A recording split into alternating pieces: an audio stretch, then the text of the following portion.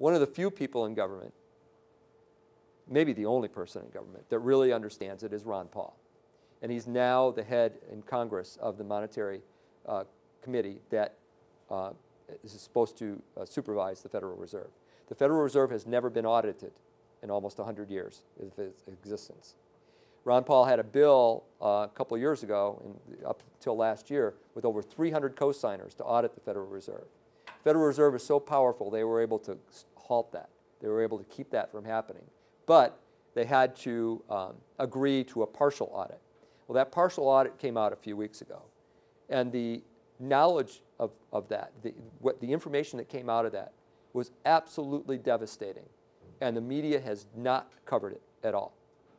And in essence, what happened is that it was found that over the last few years, last 2-3 years, the Federal Reserve has given away $12 trillion without any government approval whatsoever, without government knowledge, congressional approval, president approval at all. And where did it go? Well, we got a partial list. It was to other central banks, foreign central banks, other countries, governments, corporations, some in America, some in foreign countries. In other words, they've given away $12 trillion of our money. They've created that money. When they create money, when they create new money, that makes the money that we have worth less.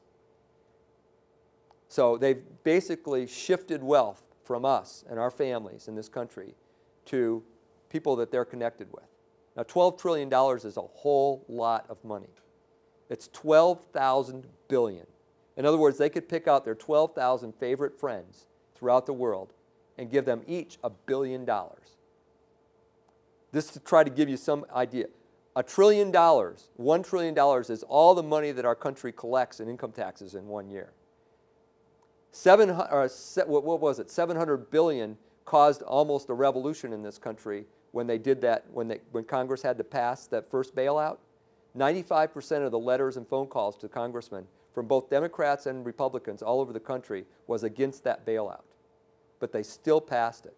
And what they had to do to pass it is create another 250 billion of bribery, pork, for the ones who were against it.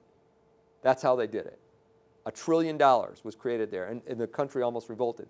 The Federal Reserve, I want to say it one more time, gave away $12 trillion without anybody even knowing about it. People should be revolting in the streets over this. Okay.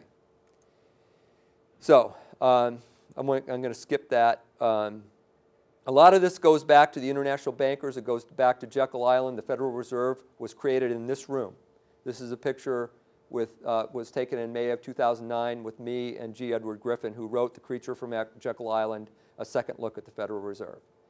A very, very important work that every American should read, because it explains who the international banking families are, who their representatives were. This is a picture that's in the room of Frank Vanderlip, Nelson Aldrich, who was Nelson Aldrich Rockefeller's maternal grandfather, Paul Warburg, Benjamin Strong.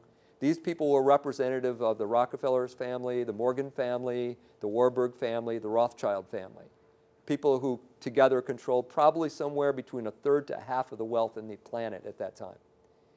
They sat there in that room for 2 weeks and they planned the Federal Reserve, figured out the name Federal Reserve, which makes it sound like it's part of the government, which it's not. It is a private corporation owned by them. And then they spent a week figuring out how they were going to get it passed. Their strategy worked beautifully. Half of them backed Teddy Roosevelt to split the Republican vote in half. And the other Republicans voted for Taft, who was anti-bank. And they got Woodrow Wilson in, who was their pawn, who signed the Federal Reserve Bill in 1913. Does that sound like bottom up to you? Or does that sound like top down?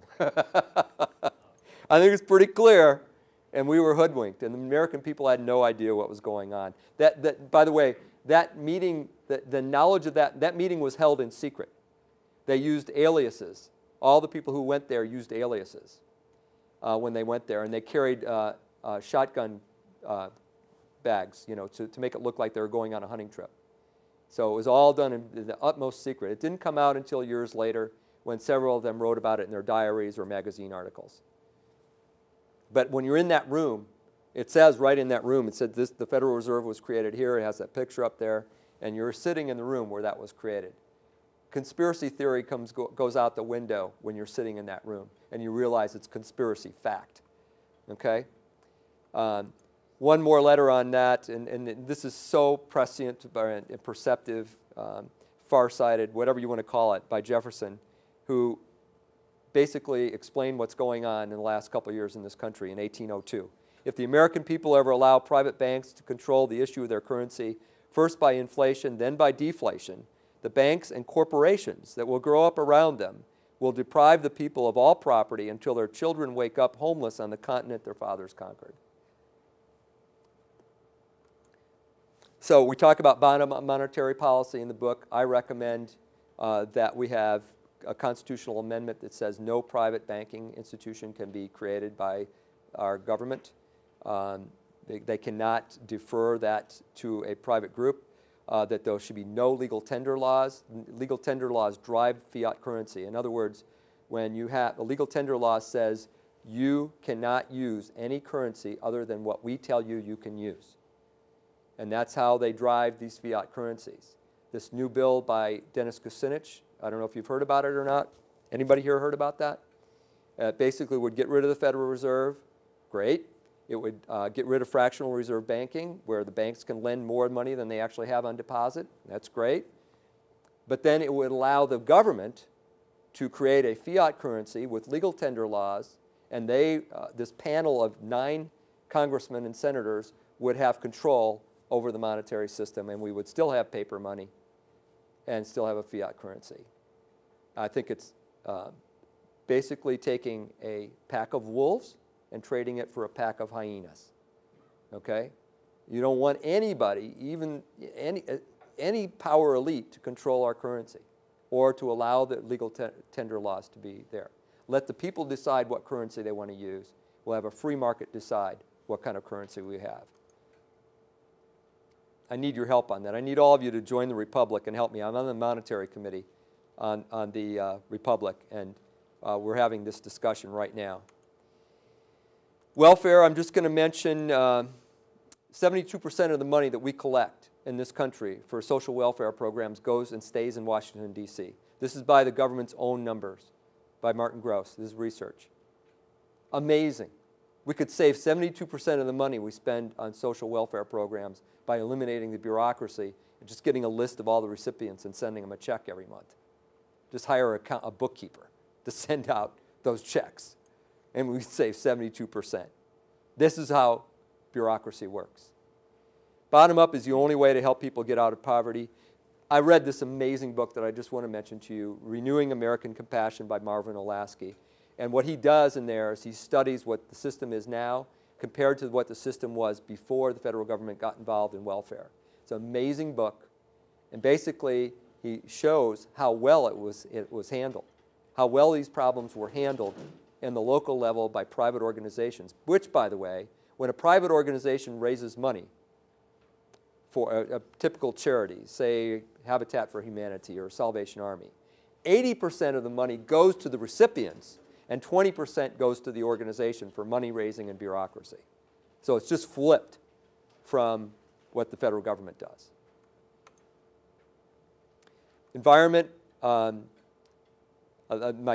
quote there was Robert Kennedy saying that the federal government is the largest polluter in our country.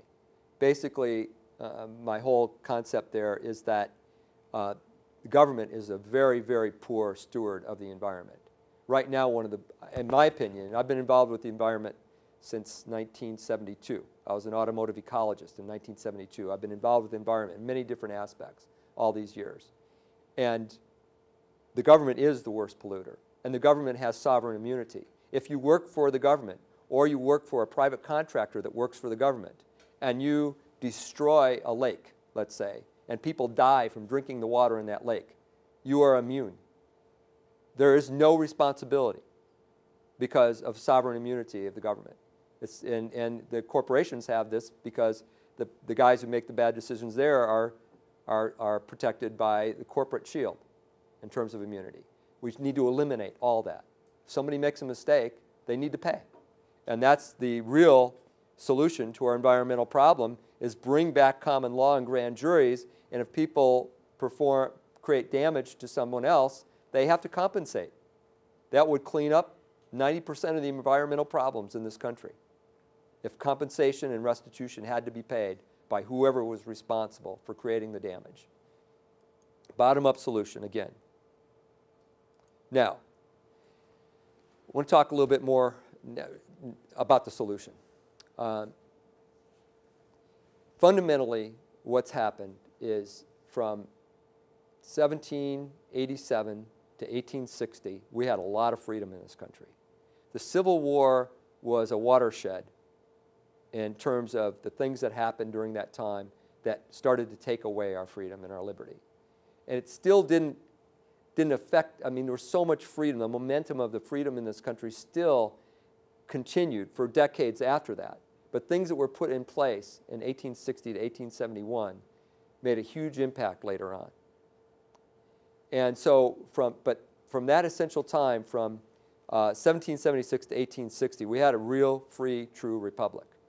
1860 to 2009, it's been diminishing freedom. And 2010, it's time to turn it back, and now we have the republic, which was formed last year, repopulating the republic in all 50 states, grand juries being formed in counties all over the country, thousands and thousands of people all over the country joining this organization. And it's the most amazing thing I've seen in 25 years of working for restructuring our country in terms of our founding principles. So I'm very excited about it. I just joined a few months ago. People in Florida saw fit to vote me in as a congressman in Florida, and I've been involved now actively for about 3 or 4, maybe 5 or 6 weeks. So basically the solution is to re-inhabit the republic lawfully, peacefully, non-coercion, and the vehicle, the foundation for that is our founding documents, as I said before. The purpose of tonight is to educate, first of all, because people are going to have to be educated. They're going to have to understand these principles. That's why I'm doing these seminars, so people understand the fundamental principles, and they understand what we're doing with this republic and how it can benefit them and how it can benefit their families and their children and their grandchildren.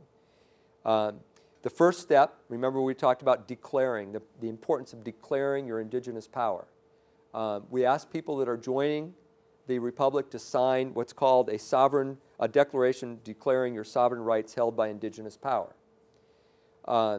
That's the first step.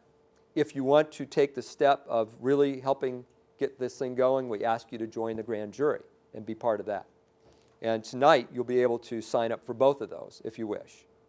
We signed up a bunch of people today in Hills, a bunch of people in Davenport last night, and people are really responding to this. You've all seen this movie, The Matrix, right? The Matrix, Neo began to realize that there was something seriously wrong with what his reality was. And he met Morpheus, and Morpheus said, you know, I can take the red pill or the blue pill. If you take the red pill, you're going to know everything, and there's no turning back. Are you sure you want this red pill? And so that's kind of what we're doing tonight. We're kind of taking it back, and we're giving you truth about what's really happening, and most people don't understand a lot of this. And we invite you, we're going to go through just a rough outline of what's happened to our republic, how it's been turned into a corporation and a different form of government than what our founders created. And we invite you to do your own research.